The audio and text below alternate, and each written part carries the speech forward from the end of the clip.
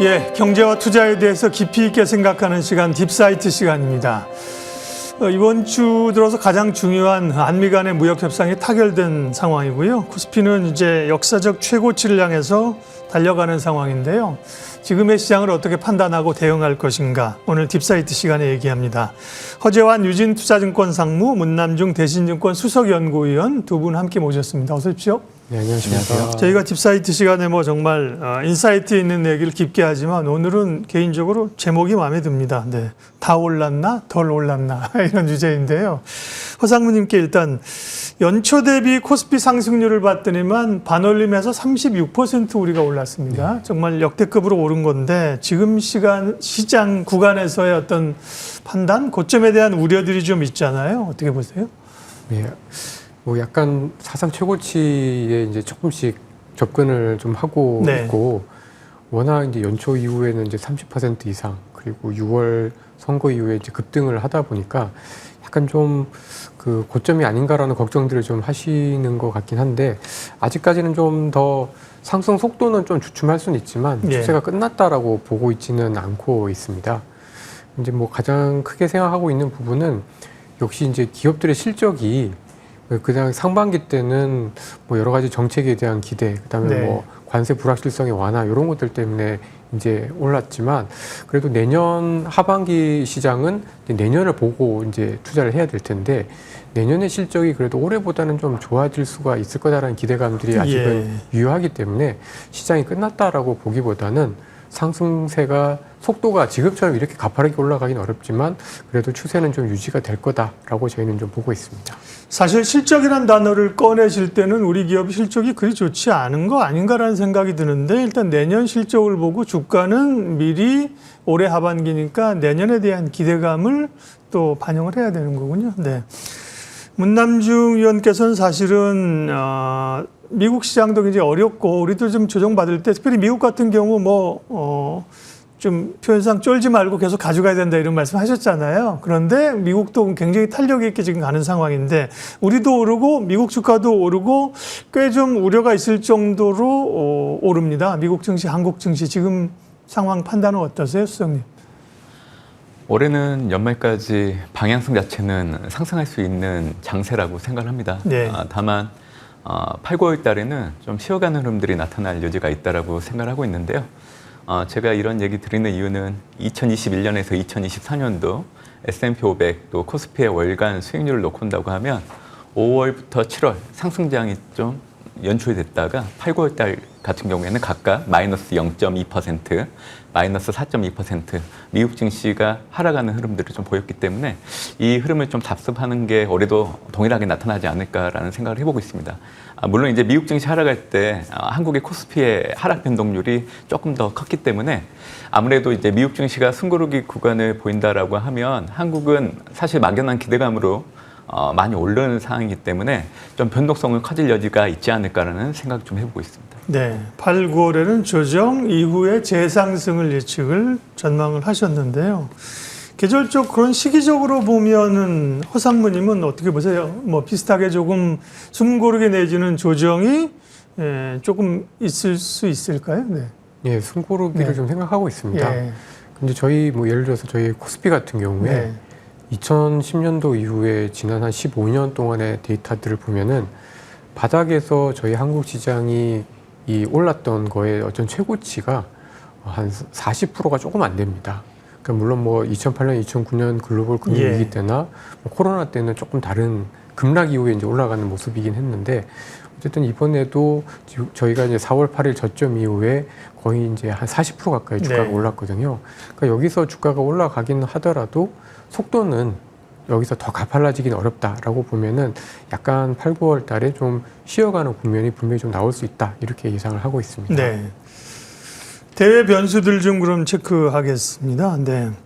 대체적으로 경기에 관한 얘기, 금리, 그리고 관세 영향이 실제로 어떻게 나타날 것이냐 이런 건데요. 문남중 수석님, FOMC가 끝났습니다. 이번에는 동결이 확실시했었는데 이후의 경로에 대한 것들이 이제 전망을 기대하고 있었는데, 제롬 파월은 좀 단호한 매파적인 입장이었던 거하고 일부 위원들과 함께 트럼프는 계속 압박하고 있는데요.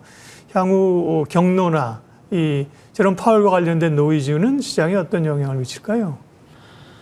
시장 예상대로 금리 동결 결과를 우리가 확인을 했고요. 예. 이제 파월 연준 의장이 했던 발언들 중에 시장이 기대하는 9월 금리는 아직 정해진 게 없다라고 밝혔는데 네. 저는 이 멘트 자체가 오히려 역설적으로 9월 달에는 금리 인하 하겠다라고 약간 그렇게 들렸거든요. 네. 파월 연준 의장의 성향을 놓고 본다고 하면 항상 시장의 예상 흐름에서 그렇게 크게 벗어나진 않았기 때문에 아마 올해 남아있는 기간을 염두에 둔다라고 하면 6월 FMC 수정경제 전망을 통해서 올해 연준이 생각하고 있는 최종 정책금리 중위값 감안하고 하면 올해 9월, 12월 각각 25pp씩에서 50pp 인하는 이미 암묵적으로 좀 제시를 했다라고 생각을 하고 있기 때문에 크게 바뀌진 않을 걸로 좀 보고 있습니다. 그리고 네.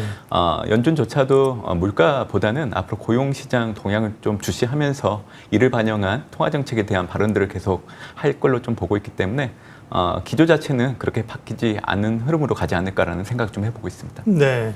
두 차례 금리 인하의 전망은 변화가 없다는 말씀이시고요. 허상무님도 연준의 정책을 한 두 차례 정도 인하하는 쪽에 전망하시는지, 그리고 추가적으로 일본 통화정책회의 BOJ가 이제 오늘 결과 나오는군요. 일본은 전에는 뭐 좀 시장 노이즈가 있었는데 요즘은 일본 통화정책이나 금리 이런 거는 전보다는 신경을 좀 안 써도 되는 건지 두 가지 질문 좀 드리겠습니다. 네. 저희는 조금 그래도 그 금리 인하의 횟수, 예. 그다음에 미국의 금리 인하의 시기가 그렇게 빠르지는 않을 걸로 생각을 하고 있습니다.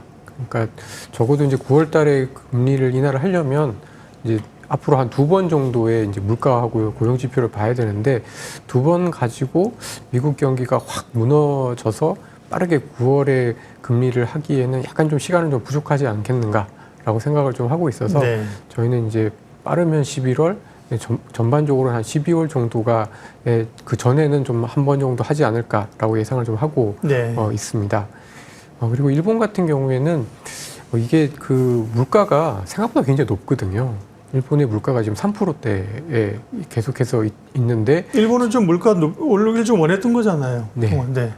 근데 네. 이제 굉장히 좀 오랫동안 그러니까 한시적이라고 생각했었던 물가가 계속 이제 3%에 있는데 네. 이번에 이제 그 관세 협상 타결로 인해서 예. 약간은 좀 어떤 경기에 대한 어떤 불확실성 이런 것들을 좀 많이 완화가 되다 보니까 하반기에 또 이제 금리를 좀 올릴 수도 있을 거다라는 기대감들 또는 우려들이 지금 같이 이제 겹쳐져 있는 상황이라고 보여집니다. 그래서 아마도 일본 같은 경우에는 연초에 한번 올리고 그동안에는 거의 이제 동결 기조였는데 아마도 하반기 아니면 내년 초 전에 한 번 정도는 더 금리를 좀 올릴 가능성이 좀 있어 보이고요. 그런 과정에서 엔화가 사실은 더 약해지기는 또 좀 쉽지 않아서 약간은 이제 이런 것들이 엔캐리 청산 이런 우려들을 한 번 정도는 더 다시 이런 우려들 노이즈가 네. 좀 커질 수는 있을 것 같다라고 생각하고 있습니다. 그럴 개연성은 있다는 말씀이시군요. 네. 다음 이제 주가는 걱정의 담벼락을 타고 오르니까 걱정의 담벼락을 좀 찾아볼게요. 이 관세 영향이 이제 서서히 나타날 거 아니냐, 문남중 수석님. 그러니까 지금까지 방어했는데 물가도 그렇고 서서히 기업들이 그걸 가격으로 전가시키면서 미국 경제에 이제 관세 영향이 부담을 주고 경기에 대한 우려들이 좀 나올 수 있는 가능성도 없지는 않은데 그 부분은 어떻게 보십니까? 시장에서는 트럼프의 관세 부과가 네. 공급층 요인 때문에 물가가 자극받을 수 있다라고 생각을 하고 있는 예. 것 같아요. 관세 부과는 수입 가격을 올리면서 물가가 상승하는 데 영향을 주는 요인이긴 하는데 팬데믹 이후에는 미국 가격 민감도가 상당히 높아졌기 때문에 소비를 하지는 않습니다. 그래서 올해 같은 경우에도 트럼프가 관세 부과를 했음에도 불구하고 월간 발표되는 물가 지표 같은 경우에는 전월보다 오름폭을 줄여나가고 있거든요. 그렇기 때문에 공급층 요인보다는 수요층 요인, 가격이 비싸면 수요가 감소하는 게 지금 물가에 더 영향을 미치고 있는 흐름이기 때문에 디스인플레이션 기조 자체는 바뀌지 않는다라고 생각합니다. 다만 이 동계 12월에서 2월 그리고 미국은 드라이빙 시즌이 5월 말부터 이제 9월 초까지 있는데 예. 이 시기에는 물가가 에너지 가격을 중심으로 전월보다 소폭 올라올 여지는 있거든요. 이런 계절적인 구간을 놓고 연준의 통화정책과 연결지어서 해석하기에는 좀 무리는 있다라고 생각합니다. 그래서 저는 앞으로도 연준의 물가 바라보는 그런 시각들 두고는 저는 크게 변동성이 커질 여지는 없다고 생각을 하고 있고요. 트럼프의 관세부가 언젠가는 이제 가격이 올라가는데 영향을 미치겠지만 올해 같은 경우를 놓고 본다고 하면 생각보다 더디게 움직일 여지가 있지 않을까라는 생각을 좀 해보고 있습니다. 네. 오늘 딥사이트는 허재환 상무님, 문남중 수석위원님 두 분 함께하고 있습니다. 국내 이슈로 좀 넘어가겠습니다. 허 상무님, 상법 개정에 대한 그런 기대감, 자본시장의 구조적인 그 결함들을 좀 개선하는 게 우리 시장의 강한 상승 모멘텀이고 지금까지 끌고 온 거 아닙니까? 그 부분에 이제 남아있는 것들이 얼마나 영향을 줄 수 있는지, 예를 들면 뭐 자사주 소각이라든지 나올 수 있는 게 뭐가 있는지, 반면에 대주주 양도세 기준을 강화하는 것들은 시장의 부담인데요. 두 변수가 플러스 마이너스 미치는, 증시에 미치는 영향 어떻게 보세요? 예, 말씀하신 대로 이 대주주에 대한 어떤 요건 자체를 강화하는 이런 정책들은 사실은 특히 연말에 그리고 이제 개인 투자자들이 크게 차지를 하고 있는 코스닥 시장에 뭐 늘 저희가 연말마다 이제 요 홍역을 치렀습니다만은 올해도 굉장히 좀 반복될 여지들이 분명히 생겼다. 그리고 아마도 올해 같은 경우에 또 주가가 오른 업종들이 또 꽤 있다 보니까 아무래도 그런 압력들이 좀 더 커질 것 같아서 약간은 또 좀 한 차례 홍역이 좀 있지 않을까라는 생각이 좀 드는데요. 그래도 뭐 자사주 소각이라든지 그리고 이 분리과세 배당에 대한 분리과세를 사실은 이제 율은 조금 아쉽긴 합니다만은 어쨌든 분리과세 쪽으로 앞으로 이제 정책들이 간다고 하면은 이게 그래도 구조적으로 저희가 배당이 낮았던 것들이 좀 더 늘어나고 개인 투자자들의 배당에 대한 어떤 수요, 배당 투자에 대한 관심들이 높아질 수가 있기 때문에 오히려 조금 마이너스 좀 부정적인 요인들도 있긴 하지만 전체적으로는 그래도 소폭 플러스 정도의 효과는 나올 수 있지 않을까라고 저희는 좀 기대를 하고 있습니다. 네. 앞서 이제 코스피가 이렇게 올랐을 때 어떤 상승률, 지금 이제 그 정도 어느 정도 왔다는 거고요. 지금 뭐 대주주 양도세 문제는 부담인데 사실 상법 개정에 따른 효과가 더 크기 때문에 상쇄할 수 있지 않겠냐는 시각. 네. 이번에는 다르다. 네. 우리 생각하는데 점 템플턴이 그거 비싼 단어예요. 그죠? 조심하세요라고 얘기를 해서 늘 걱정입니다. 네. 걱정이고 기회고 그렇죠. 외국인 투자자들의 움직임 어떤지 문남중 의원님께 좀 여쭤볼게요. 어쨌든 지금 강력하지 않은 것 같지만 사실 외국인들이 꽤 많이 샀습니다. 그러면서 지수를 올린 거고 삼성전자에 대한 추가적인 매수세도 기대가 되는 건데 외국인들도 한국 시장에 대한 우리가 얘기한 상법 개정이나 이런 거에 대해서 긍정적으로 보고 추가적으로 또 매수가 들어올 수 있다고 보세요? 외국인들이 올해 코스피 순매수 금액을 놓고 본다고 하면 5조 2천억 원 정도 올해 매수를 했습니다. 그러니까 외국인들 역시 한국 증시에 대해서는 길게 본다라고 하면 긍정적인 시각을 여전히 유지하고 있다라고 좀 보고 있는 상황이고요. 그리고 7월 한 달을 놓고 본다고 하면 지금 외국인들이 가장 많이 사고 있는 업종이 전기전자 쪽입니다. 특히 삼성전자를 가장 많이 사고 있는 상황이기 때문에 반도체 업황을 놓고 본다고 하더라도 올해 범용 디램 가격이 3월 달부터 상승하기 시작을 했기 때문에 올해까지는 그래도 이 반도체 가격들이 지금보다 더 올라갈 수 있는 부분들을 긍정적으로 해석하지 않나라고 생각을 하고 있습니다. 근데 재밌는 거는 삼성전자는 한 달 동안에 많이 사고 있는데 SK 하이닉스는 또 가장 많이 팔고 있거든요. 네.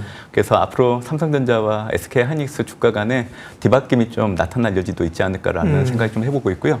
그 외에 이제 많이 사고 있는 종목들 중에 7월달 새롭게 사고 있는 종목들 중에 이제 기억에 남는 종목들은 SK 스퀘어, 뭐 이수 페타시스, 달바글로벌, 삼성 바이오로직스 이런 종목들을 또 7월 한 달간 많이 사들이고 있는 상황이기 때문에 지금 언급했던 이런 종목들의 주가들은 단기적으로는 타 종목 대비 상대적으로 주가 탄력이 좀 좋을 여지는 있다라고 생각하고 있습니다. 네. 두 분이 워낙 뭐 이렇게 사전 질문에 구애받지 않으셔서 저도 이제 너무 편하게 여쭤봤는데 준비된 답변들을 다 해주셔서 요즘 이제 예정된 질문대로 다시 가겠습니다. 남은 하반기 8월 전략을 이제 수립을 할 텐데요. 내일부터 당장 8월이 시작되는데 허 상무님. 단기적으로는 조금 사실 숨고르게 가능성이 있다. 그런데 이제 또 우리 입장에서는 큰 걸림돌이었던 한미 무역협상이 타결됐습니다. 그 한미 무역협상 타결에 따른 시장의 어떤 섹터의 변화들 이런 걸 좀 감지할 수 있을까요? 어떻게 봐야 될까요? 네. 네. 저는 사실 좀 안타깝게 봤습니다. 그러니까 저희가 좀 많이 내준 게 아닌가라는 생각이 좀 들었고, 이제 저희가 많이 내줬다라는 의미는 의외로 수출 기업들은 자기 거는 좀 잘 지킬 수는 있겠다. 근데 막상 이 많이 내줌에 따라서 공장들이 이제 많이 나가고 오히려 내부적으로는 공동화될 수가 있는 우려들 때문에 장기적으로 오히려 내수 업종들은 조금 더 부정적인 영향들을 중장기적으로 좀 받지 않겠나라고 좀 보여집니다. 그래서 결국은 지금 현재 주가가 나름은 좀 많이 올라와 있고 밸류에이션 측면에서 더 오르기는 쉽지 않다라는 상황을 감안하면은 올해 실적이 가장 확실한 업종들, 특히 뭐 조선이라든지 뭐 전력기기라든지 이런 업종들이 좀 더 좋아 보이고, 그리고 덜 올랐지만 내년에 또 실적이 좀 개선될 수 있을 걸로 기대되고 있는 뭐 반도체라든지 IT 부품이라든지 또는 뭐 조금 더 확장해서 생각을 해보면은 뭐 2차 전지나 배터리 이런 쪽에 가격 부담이 적으면서 내년에 대한 기대감을 갖고 있는 업종들이 그래도 이제 8월 달에 조금 더 좋지 않을까라고 예상을 하고 있습니다. 네.